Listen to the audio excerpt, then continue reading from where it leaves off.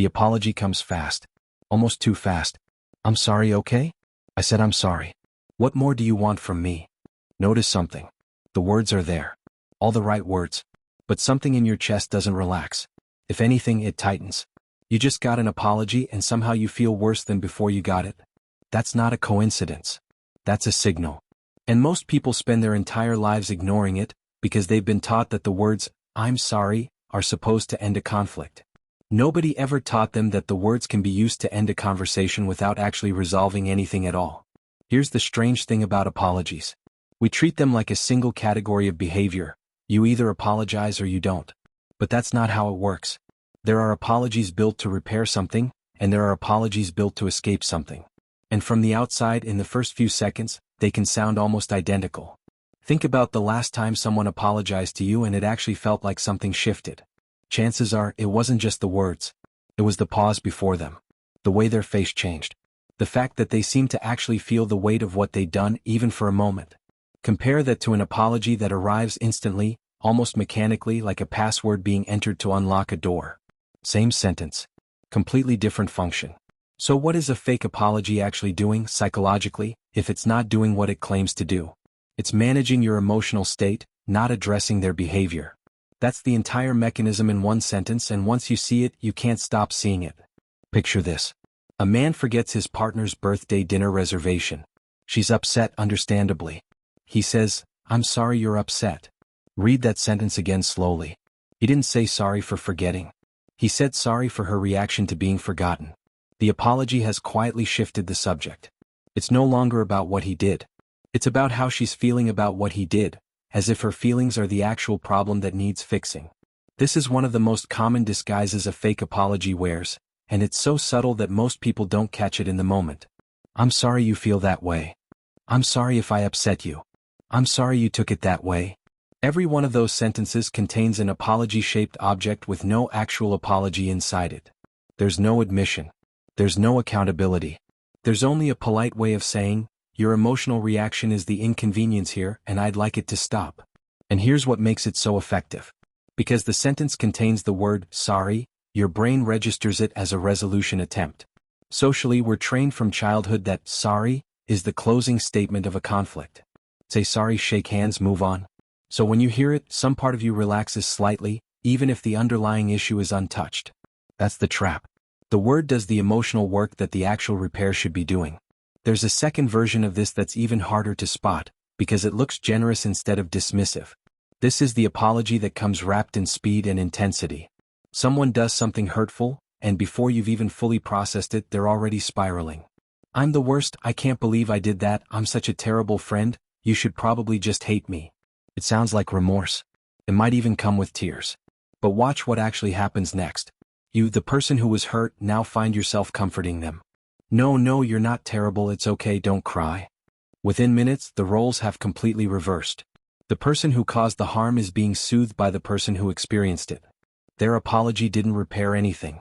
It recruited you into managing their guilt for them. This is where the psychology gets genuinely interesting because most people assume manipulation requires calculation, a cold, deliberate plan. But this pattern rarely works that way. The overwhelming apology often isn't a performance in the theatrical sense. It's frequently a person who has learned, somewhere along the way, that visible distress gets them relief faster than accountability does.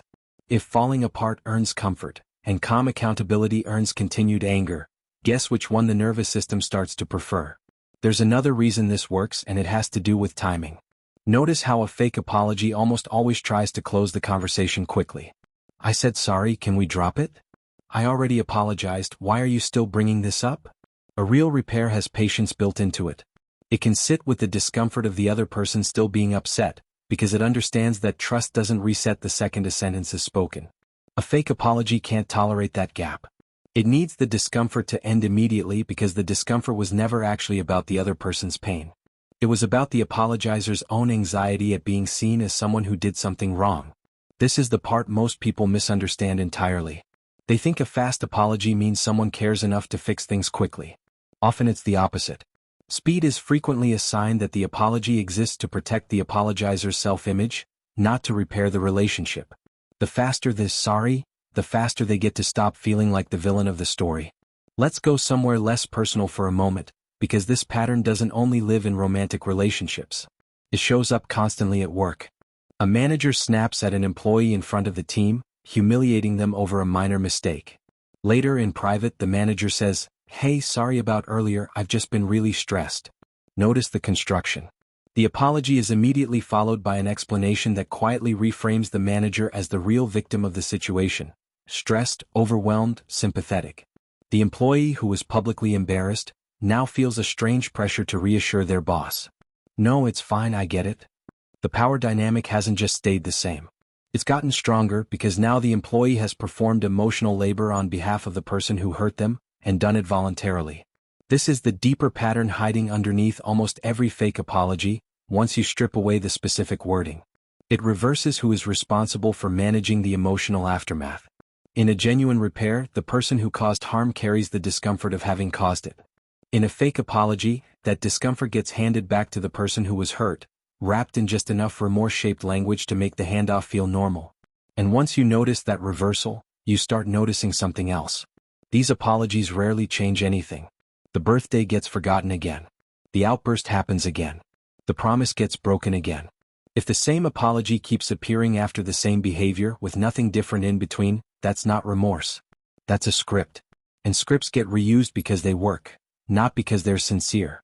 So how do you actually tell the difference in real time, without becoming paranoid about every apology you receive? Listen for what comes after the word sorry. A real apology names the specific action. "I'm sorry I forgot the reservation. I know that made you feel like an afterthought." A fake one either stops at the feeling, "I'm sorry you're upset," or immediately pivots to justification. "I'm sorry, but you have to understand I've been under a lot of pressure." That single word, "but," is doing enormous work in that sentence. Everything after it usually cancels everything before it. Watch what happens to the conversation afterward, too. Does the person ask what they can actually do differently? Do they tolerate you still feeling upset for a while without demanding you snap out of it on their timeline? Or do they need the tension gone immediately, treating your continued discomfort as if it's the new offense? A person who's genuinely sorry can sit in your anger without trying to shrink it. A person managing their own image usually can't stand it for more than a few minutes. And pay attention to pattern over time, more than any single incident. One clumsy apology doesn't mean someone is manipulating you. Everyone occasionally reaches for the wrong words under stress. What matters is repetition. If the apology reliably arrives right on schedule, followed by the exact same behavior weeks later, you're not looking at remorse. You're looking at a maintenance routine, something used to keep the relationship stable enough to continue without ever requiring actual change. This isn't about becoming suspicious of every person who says sorry to you, or treating apologies as something to interrogate and pick apart. Most people, most of the time, are genuinely trying, even if their words come out clumsy. The goal here isn't distrust. It's discernment, learning to notice when your discomfort is being heard, versus when it's being managed. And if you recognize the pattern in your own life, the most powerful thing you can do isn't to reject the apology outright, or demand a more articulate one. It's simpler than that. It's refusing to perform reassurance you don't actually feel. You don't owe anyone an instant, "it's okay," just because they said sorry. You're allowed to say, "I hear you, but I'm still not okay yet," and let that sentence sit in the room without rushing to soften it. That single boundary does something remarkable. It removes the shortcut. It forces the apology to actually mean something, or reveals fairly quickly that it never intended to. Because here's the truth hiding underneath all of this. An apology was never supposed to be the finish line.